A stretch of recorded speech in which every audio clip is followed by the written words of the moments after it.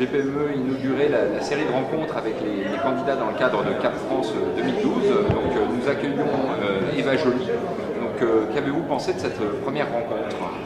J'ai salué d'abord ses qualités de courage et de ténacité. C'était pas évident devant des chefs d'entreprise, de PME, de défendre tous ces problèmes d'environnement, d'écologie et qui vont bien au-delà. Mais en plus, je crois qu'elle a réussi à faire partager un certain nombre d'idées sur l'emploi, sur l'économie.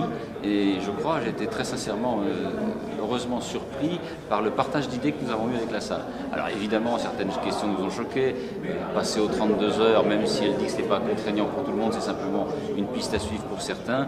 C'est évident que c'est des choses qui nous paraissent un petit peu compliquées. Mais globalement, un certain nombre de choses, y compris sur le développement durable, sur les économies d'énergie, on lui a bien fait comprendre que nous, il y avait malheureusement des barrières financières, qu'on ne pouvait pas aller jusqu'au bout du Grenelle de l'environnement, parce que depuis, on est entré dans une crise économique extrêmement importante et financière.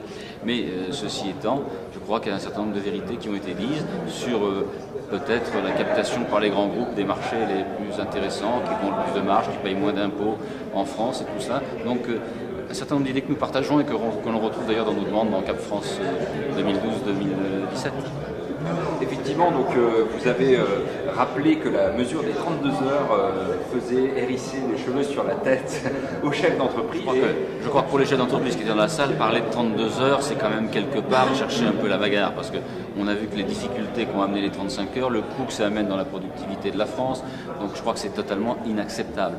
Donc, dans le dialogue, elle a quand même dit que ce qu'il pouvait. Mais en fait, on rejoint un petit peu les discussions qu'il y a actuellement sur productivité et emploi, en fait, où on pourrait travailler peut-être 32 heures pendant quelques semaines où il y a moins de travail, et peut-être travailler 45 dans d'autres semaines pour faire une moyenne, non pas de 35, mais plutôt de 39. Mais je crois qu'il ne faut pas trop chercher les chefs d'entreprise sur 32 heures, parce que là, vraiment, c'est totalement inacceptable.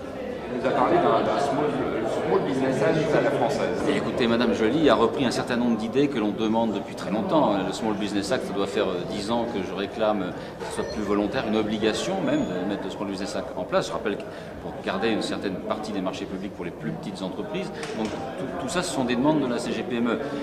Qu'elle salue les TPE, PME contre les grands groupes. Là aussi, nous, on ne s'oppose pas aux grands groupes, mais par contre, on veut plus de facilité, plus de liberté pour nos TPE, PME, qui payent le maximum d'impôts, où il n'y a pas de favoritisme, etc. Donc là, on a vraiment besoin d'être dans son sens. Maintenant, vous savez, comme tous les partis, tous les responsables en ce moment, les candidats aiment les TPE, PME, ensuite, il faudra voir de quelle manière ils les aiment.